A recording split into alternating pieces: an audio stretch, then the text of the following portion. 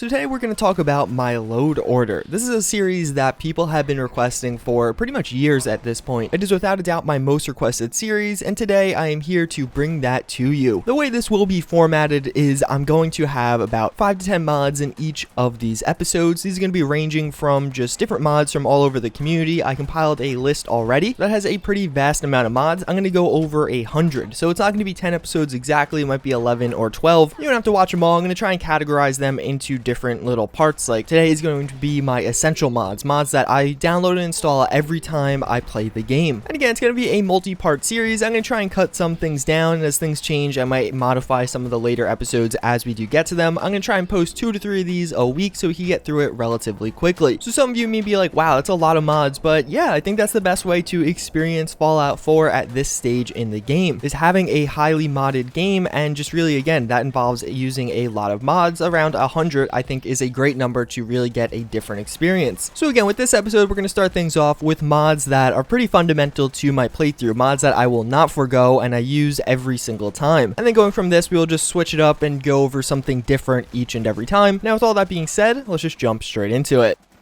So the first mod I always download time and time again is see-through combat scopes. If I could only have one mod for Fallout 4, it would be this one. It's a very simple mod. What this one is going to do is now when you zoom in with a scope, rather than cutting to a black screen for a second, it's just going to be like a normal scope that you see through, and you can see the rest of your gun and the ambience around you. Again, it's a very simple mod. You've probably seen it on a ton of different weapon mods because it also includes a framework, but this one really is core to my playthrough, and I love using medium to longer range rifles, so I think for that reason, this is pretty much my one and singular most essential mod.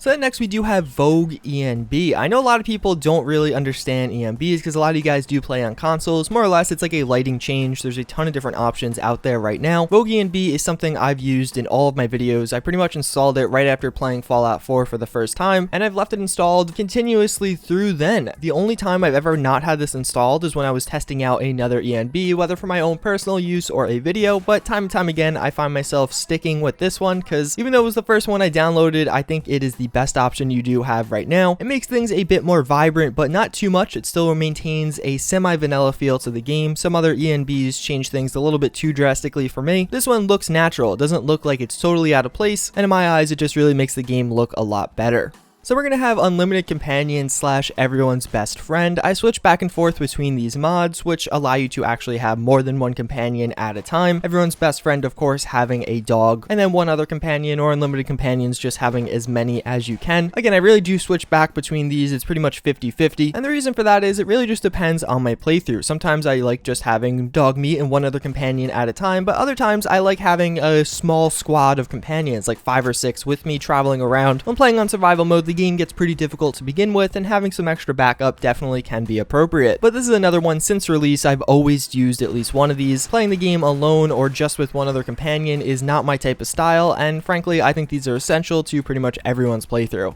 Then we do have True Storms. This may be a little bit confusing to a lot of you because most of the time in my videos I use Vivid Weathers. The reason for that is I like the aesthetics of Vivid Weathers a bit more, but I think True Storms really offers a lot more in the gameplay department. Vivid Weathers definitely looks better, but some of the aspects of the game changed by True Storms I think just give you a better experience when playing through the game. Like the fog, sneakiness, and enemies being harder to detect and all that. I really do enjoy playing the game with True Storms. I very rarely use Vivid Weathers. Obviously there's a patch for both of them, but I typically just stick with True Storms because I feel like the weathers it adds in are enough for me. It's a pretty simple mod. I'm sure you've downloaded it and played with it. You probably made a decision like this in your own playthrough which weather mod to use because pretty much everyone uses at least one. So then the last of the core mods that I have on pretty much every playthrough is survival settings. This one I started using the latest out of all the ones I did talk about, but it is one I have not given up since. There's a YouTuber on the platform right now named Kubits. She makes some different Fallout 4 and Skyrim content, and now she has branched off into other things. I remember it was a few months ago, maybe like 6 months, where I was watching one of her videos and she played at I think 5 times damage. That being 5 times damage dealt and received. I thought this was a very interesting way to play. It really changed things up, although yes, on survival you do take a lot of damage, it wasn't nearly as much like if you get shot, you're gonna pretty much die. The only way you would survive is if you really had some good armor or if you were really spec'd out that way. I thought that was really interesting, so I decided to give it a try, not on the 5x side, but 3x. Since then, I have never gone back. Every time I play Fallout 4 now, I do play on 3x damage dealt and received. I just think it makes the game much more enjoyable. Survival settings gives you that option as well as a bunch of other tweaks to survival, although that damage is the real big change I do make to the game. In addition, I like quick saving or auto saving. I hate having to track back to where I was before. I just think that takes the fun out of it. I don't really enjoy it at all. But yeah, again, so those are pretty much my 5 essential mods that I use every single time I play the game. Let me know in the comments down below, what are your essential mods? I'm actually pretty interested in this one. Whether you want to list all 5 or just tell me what is one mod that you use every single time you play. I imagine for a lot of people it's going to be something pretty fundamental like a weather mod or a damage mod. Regardless, this is part 1 of my load order. I'm going to start assembling a list in the description down below. So with each additional episode you will see more to that list. And as I did say, you should start seeing this series pretty regularly. I do want to kind of crank out these videos and get my load order up there. That's pretty much going to wrap it up. As always, I thank you guys for watching. I do hope you enjoyed, and I hope to see you guys all next time. Later.